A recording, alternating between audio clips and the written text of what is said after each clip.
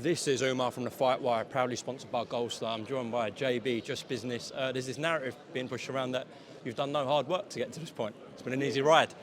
I think you have heard what I was saying on, I don't know what channel it was, but I think just for the viewers, you can't say this person's had a harder route than you.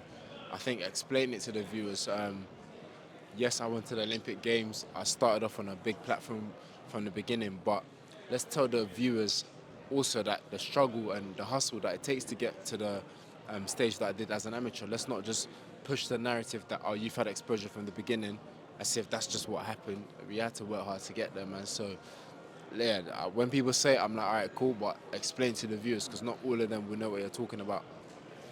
It wouldn't have, I'm guessing, frustrated you because you know the hard work that you've put in, especially for the Olympic journey and your professional career. But is it frustrating, the point you're making there, that the viewers, the public, who might not be too informed about your journey, are thinking, oh, JB's had an easy ride to this point?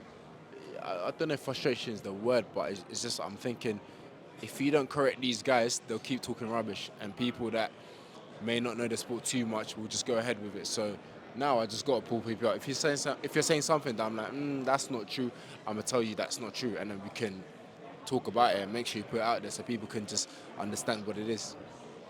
We're talking about the spars up there, and even when you were doing sort of tech sparring, it used to go off. Is that accurate, what Dan was saying, Josh? Is that accurate? Yeah, no, we'll start a tech spar, and whatever the goal is, we'll do it, but not in a very long time. Someone's going to land something hard, or it's just going to go one way. So, yeah, it's true. Like I said, sparring with Dan is always competitive, and it always got heated. But after that, we always shake hands and we do it again. That is a very exciting prospect because we're 48 hours away, just over 48 hours away from Fight Night. And if you guys can replicate that in the ring at Wembley Arena in front of 8,000 people here, massive audience on Sky Sports, we're in for a treat on Saturday night. Yeah, absolutely, man. I think it's two styles that will gel nicely.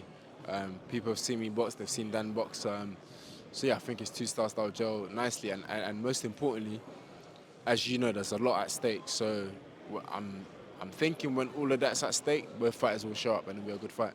I know Dan's very strong in terms of his pressure. He backs people up, his output, etc. But he's got more in the arsenal than that. I'm sure you're well aware of that, Josh.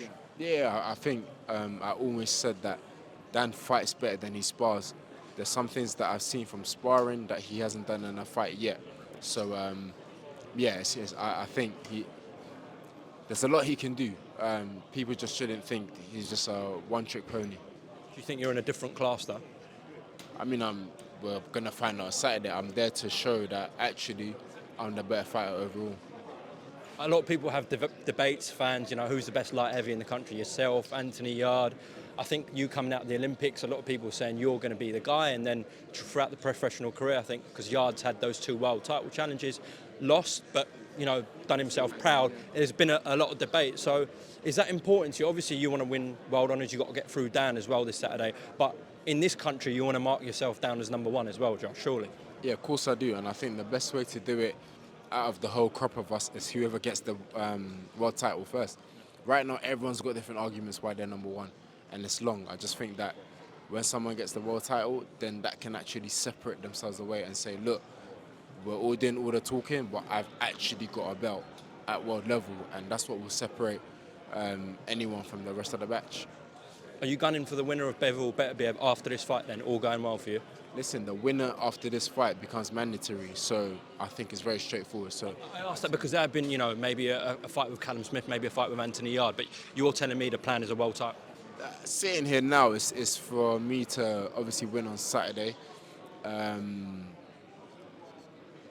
I'm leaning more towards the world title, but you don't know what's going to happen. And a fight with Yarde is someone that I don't want to miss this year as well. And who knows who else is coming up, but definitely, hopefully, I can do it all, man. Yeah, hopefully. Final message, Josh. We appreciate the support, those that are coming, those that are tuning in. We appreciate it, man, and look forward to a great fight on Saturday. Buatsi, thank you very much, yeah?